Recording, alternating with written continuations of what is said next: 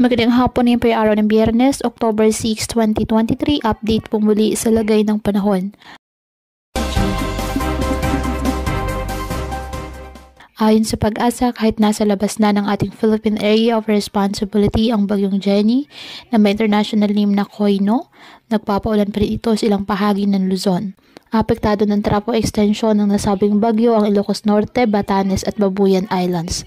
Patuloy rin nahahatak ng bagyo ang hanging habagat na siyang nagpapaulan naman sa iba pang bahagi ng Luzon. Samantala, patuloy pa rin namin monitor ngayon ang isang low pressure area sa labas ng ating PAR sa may silangan ng Visayas. Posibleng pumasok ito ng ating area of responsibility sa ngayong weekend po.